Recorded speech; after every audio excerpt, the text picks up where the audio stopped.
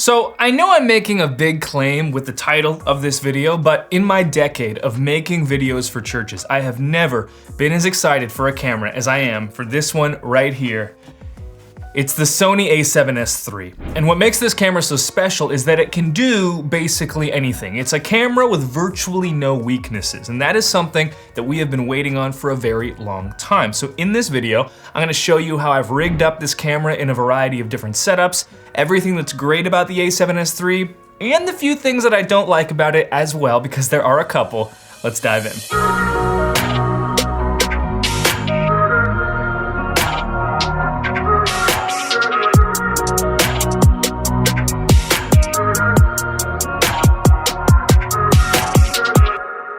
Well, hey there, I'm Brady Shearer. This is Pro Church Tools, and we're here to help your church navigate the biggest communication shift in 500 years. If we're just meeting for the first time, consider subscribing. If you're here regularly, turn on notifications so you get instant alerts when new videos drop.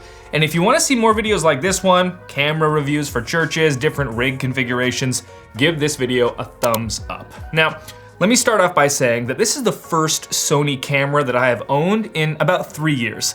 The last Sony camera I had was, in fact, this camera's predecessor, the Sony A7S II, and I got rid of that camera because of its limitations, mainly the 8-bit codecs. And the video you're watching right now is being shot on a Canon camera.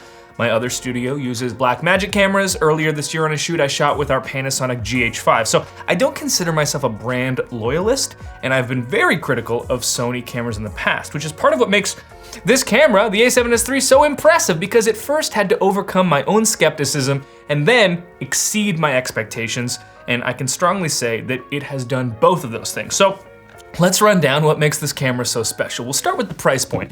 It's listed at $34.98 USD, and that's for the camera body only, meaning this is not an especially cheap camera, but it's still in the range of being accessible for many, many churches. And part of what makes this camera exceptional is that, yes, it's $3,500 bucks, but what you get for that investment, what this camera can do, used to be exclusively reserved for cameras 10,000 and above. Case in point, I'm recording this video on the Canon C500 Mark II, and that is a $16,000 cinema camera that's about 3 times heavier than the A7S III. And the C500 produces an amazing, rich cinematic image, primarily because it has 15 stops of dynamic range.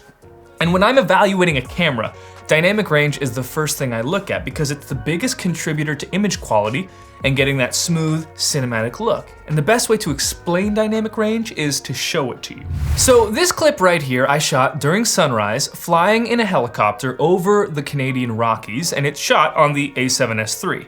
And this is a tremendously challenging shot for a camera because the sun is rising and hitting one side of the mountains, creating intense shadows and silhouettes almost on the other side. Now, this is what that shot looked like right out of the camera in S-Log3, and this is what it looks like when converted to Rec. 709.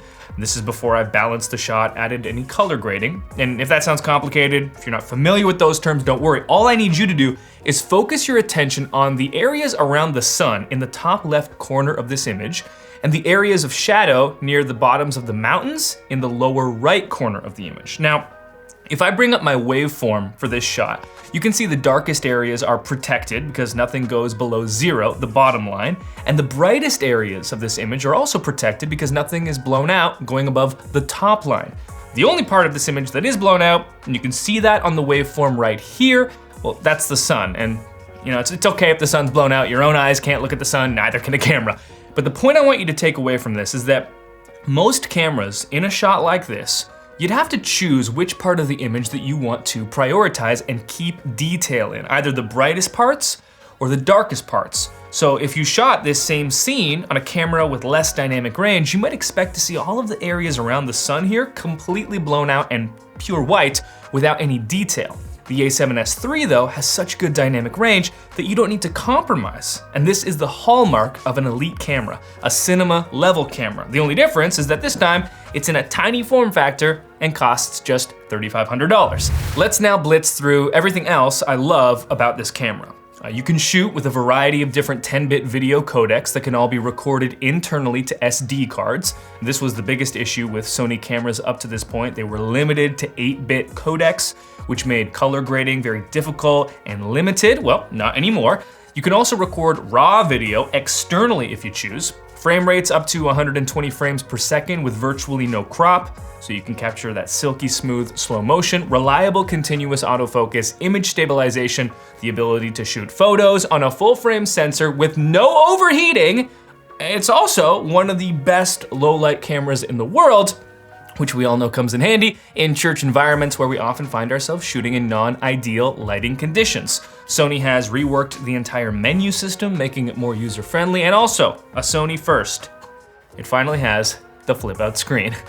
The A7S III has a full-size HDMI port as well, which makes it a suitable option for live streaming in your church. You can also record internally to the camera simultaneously while live streaming. For the A7S III, you could set up for going live using a capture card as one example, and if you want to see how this would be done, we've got another video on this called the cheapest live stream setup for churches. I'll have that linked in the description below. All in all, when you put every feature together, you get a camera that's really in a class all to its own. There's just nothing that can touch the A7S III right now. You can find cameras that are cheaper, but you're gonna have to compromise, and likely in multiple areas, like with the Blackmagic pocket cameras as an example. Outstanding image, but they can capture 12 stops of dynamic range versus the 13 with the A7S III. They also don't have full frame sensors or continuous autofocus or image stabilization. Plus, you have to shoot internally on CFast cards, which are considerably more expensive than SD cards. So the cost savings with the pockets, they get quickly eaten into as you're forced to purchase more expensive media storage. That isn't to say the Blackmagic Pocket cameras aren't the right option for your church. They're exceptional. I've been shooting with them for years and continue to do so in the appropriate circumstances, but again, they're outclassed by the A7S III now. Okay, so let me now show you a couple of different ways that I've rigged up the A7S III, because I would say one of the biggest strengths of this camera is the petite form factor. It's incredibly portable, and due to its size, can fit into so many different shooting configurations. So this first rig is a vlogging rig, and even if you're not creating a traditional vlog video, this would also be the ideal rig for creating vertical videos for TikTok or Instagram, also for any run and gun shooting like Sunday mornings where you're capturing that on-the-go B-roll. So here's what this rig includes. We start with the A7S III. I've paired that with the Sony 20mm f1.8 lens. So on this full frame sensor, you get that classic wide angle vlog look with a super shallow depth of field. And then we've got the Sony ECM B1M on camera mic, which is so cool because it doesn't have wires. It connects directly through the camera's shoe mount. And then I put that on a switch pod with the additional ball head to make it possible to shoot vertical or horizontally, and altogether, this setup weighs just about 3 pounds. Next up, we have the portable video studio setup. So this is the ideal configuration for shooting sermon videos, testimony videos, announcement videos, anytime you need that talking head setup. But this ups the quality over the portable vlogging B-roll rig. This is the setup that I bring on the road with me when I'm not in my permanent studio like I am right now. So again, starting with the A7S III, on top of that is the Sony XLR adapter kit called the XLR K3M, which allows me to plug my Sennheiser 416 XLR mic directly into the camera. The lens I'm using is the Sony 28mm f2, and attached to that is the Parrot Padcaster travel tripod. I pair that with the Teleprompter Plus app on my phone.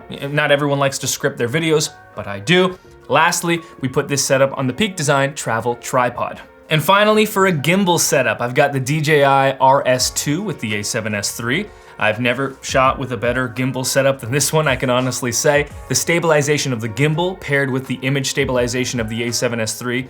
And then I've got the Sony 24-105mm f4 lens, which also has lens stabilization. This is the setup I use when I need super silky B-roll, maybe for a sermon bumper or a special piece. And it's also what I use when shooting out of the helicopter. And I've got the Polar Pro PM variable neutral density filter on it. This is the 2 to 5 stops option. One thing I need to say about this configuration, the ability to shoot telephoto on a gimbal up to 105mm is pretty ridiculous, and I've shot like this and it just looks great. Let's close out this video by talking about the things I don't like about this camera, because there are a few, and then I'll talk about the lenses I'm using with it. Firstly, coming to Sony from Canon, the ergonomics of the Sony cameras just aren't as elegant or as thoughtful as the Canon cameras, and it really bugs me at the beginning. You know, the lenses, they're all different sizes, different shapes, there isn't too much uniformity here. And the feel, it's just missing some of the intangible style of the Canon products. That bothered me for about a month. and then I got used to it. Another thing, unlike the Canon mirrorless cameras that have a shutter covering the sensor when you change lenses, I take the sensor off and it's just exposed, which is a pain because it means more dust particles end up getting into the camera onto the sensor. So I'm having to be mindful of taking out my little dust blower and cleaning the sensor consistently. Otherwise, I end up with a shot like this where I'm at the top of a mountain without my cleaning kit and there are spots on the lens that I can't remove. Now for photos, I can fix this in Photoshop. It's a hassle, but it's doable. With videos though, it's much more difficult. So that's just a small thing to be aware of because it can ruin a shoot if you're not careful. So you need to get yourself into the habit of checking your sensor and cleaning it often if you're changing lenses frequently, especially. And then finally, the lens options for the Sony cameras just aren't as good as the lens options for Canon. With my Sony lenses, I'm always having to prioritize f-stop or image stabilization, which Sony calls OSS. With Canon, I have the trio of RF zoom lenses that are all f2.8 and have image stabilization. Sony does not have such lenses right now. If I want stabilization, I'll need to go to f4 on the aperture. If I want f2.8, I've got to say goodbye to OSS. So again, a slight downside. On that note, if you're curious what I'm shooting with lens-wise with my Sony cameras, I've got the Sony 24 to 105 f4, it's the lens that I use the most. I've got the 16 to 35 f4 for wide-angle work, the 100 to 400 telephoto, and then a trio of primes. I've got the 85 f1.8, the 20 f2, f1.8. The 28mm f2. One more thing that some might consider a weakness that I don't is the limitation of shooting photos at just 12 megapixels. So I'll say this, for digital delivery, social, and web, 12 megapixels is perfectly adequate. As an example, take a look at these two photos.